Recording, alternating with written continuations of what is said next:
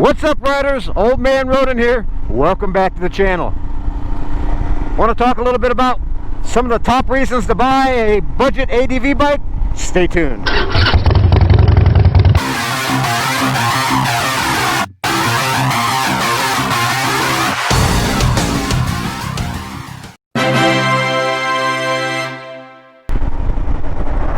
Well, as you can see, we're out here riding and it's a brisk 25 degrees this morning. And yeah, it's really slippery. We had some snow last night, and so we're going to take it nice and easy. But we're going to talk about some of the top reasons why you should look at, or the top reasons to look at, in a budget ADV bike. And what's going to start with its ability to go off-road.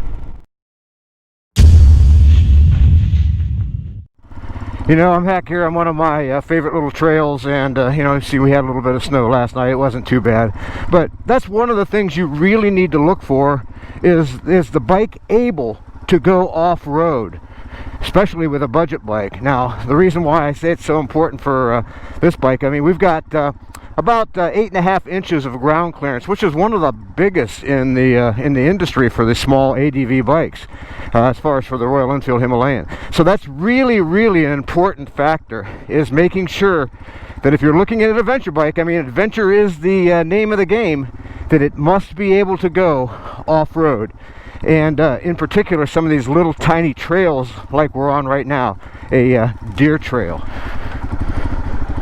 You know, going off-road is, particularly when you're doing the Trans-America Trail or any of that other kind of stuff, it's not going to be a really fast ride in a lot of places. It's going to be primarily, you know, light, low, and if you can, listen, I don't know if you can hear in the engine, but we're crawling.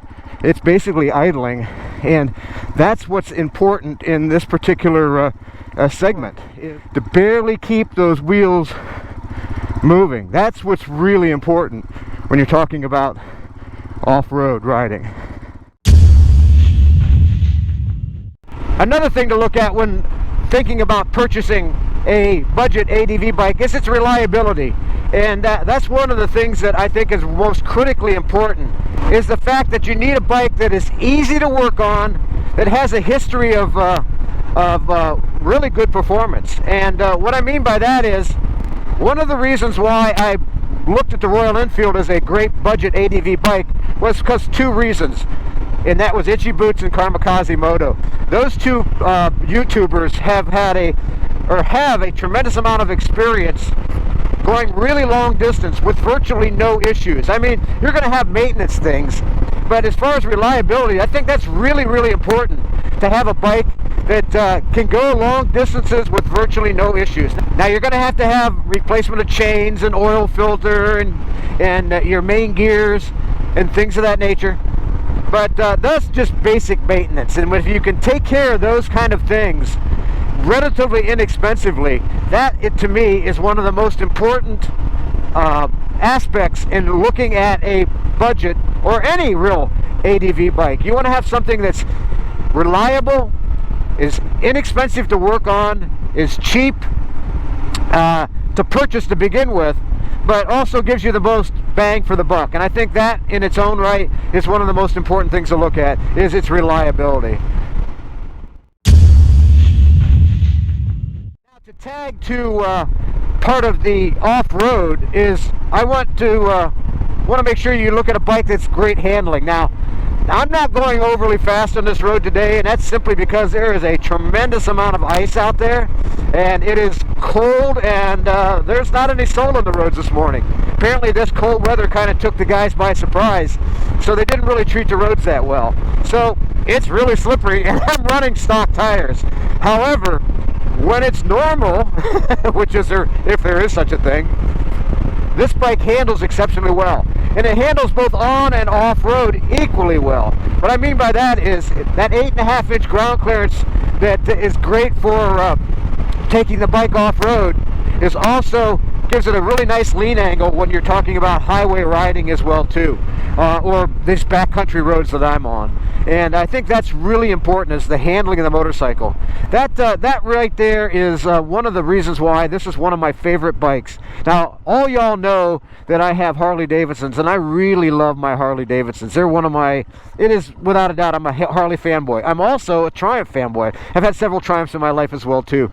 But this is my first Royal Enfield, and what I've seen so far, this bike is without a doubt one of the best handling bikes, I would say, in its class. It's got a great lean angle. It's very comfortable to ride. It handles well in the corners. It does fantastically well off-road. And you've seen that little part back in the snow I did here this morning that showed you that, I mean, even with a little tire slip, I was able to control it. Which brings us to our next point, and that budget ADV bike should be lightweight. A light motorcycle is really important when you're talking about not only off-road, but even on-road. This thing gives you the ability to throw it around in corners really easy. You're not fighting it, you're just enjoying it.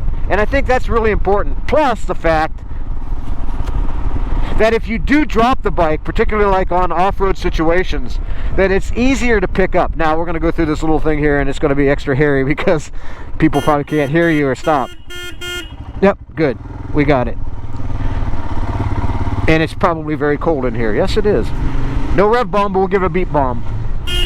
How you like that? But lightweight means good handling, the ability to pick it up, because, you know, on off-road situations, I don't care who you are or how long you've been riding, you're going to put the thing down. I mean, one of the things that I like to do is I like to watch other YouTube channels as well too. And there's a YouTuber out there called Ride On Amigos, and he goes, he's been on the Trans-America Trail, and he goes on all these off-road trails and a lot of on-road stuff as well too. But when he was on the Trans-America Trail, I know he dropped his bike several times. And again, he's running a big BMW GS, and he luckily had some people with him who gave him the ability to help him pick the bike up. And I think if you're running a big bike, you really have to have somebody help you. If not, you got to unload the thing yourself. Hey, I turned the turn signal off. You got to unload the thing yourself and then pick it up, because unless you're like a bodybuilder or something of that nature, you really need help to pick those giant bikes up. I mean, now, this bike here weighs a little over 400 pounds, and it gives you the ability to pick it up if I need to. And I think that's what's really important in a budget ADV bike or any ADV bike. It's its ability to be lifted, because you are going to drop it. I think another thing that's really important when talking about ADV bikes, and particularly a budget bike, is you're getting the most bang for the buck. In other words, we talked about reliability, but we also need to talk about, is it cheap to maintain? Motorcycles that are riding both on and off-road have a lot more stresses on them than bikes that are just made for riding on-road. Off-road has a tremendous amount of punishment put on the motorcycle. So that means you're going to have to work on stuff, whether it's chain adjustment, whether it's replacing gears, whether it's replacing the chain, whether it's doing your own maintenance, simple things like that. Like you've seen me take the tank off. I need to be able to work on it easily and cheaply, and I think that's really, really important for a motorcycle to be very inexpensive to work on. And we're talking budget, and the most value, the most bang for your buck, or your pound, or your insert your favorite, or your country's monetary system in there anywhere. But that's really important, that budget-friendly attitude. And that's the reason why you're looking at these kind of bikes anyways. They're light, they're reliable, they go off-road really well, and they handle fantastically. Well, I really hope you enjoyed this video today. This was cold. But my HWK suit, again, I'll tell you what, shines like no other. And I will talk a little bit about these gloves I've got on real quick before we shut her down. These are Rivmount, and I've been testing them for about a month and a half now, and they do adequately well. Today it's really cold, but I'm not going that fast, and my hands are really nice and warm. So I'm going to do a full review on them down the road. I will put a link in the description on where you can get these, and then we'll do a full review. I'm going to do an accessory review in the next couple of months when we talk about helmets, the ADV suit, gloves, and stuff of that nature. Well, again, I really hope you enjoyed the video today. If you did, make sure you give us a big thumbs up. Make sure you share, subscribe, hit the bell notification, and comment. You know, I read all the comments and comment on as many as I can. Until next time, ride safe and keep her on two wheels, baby.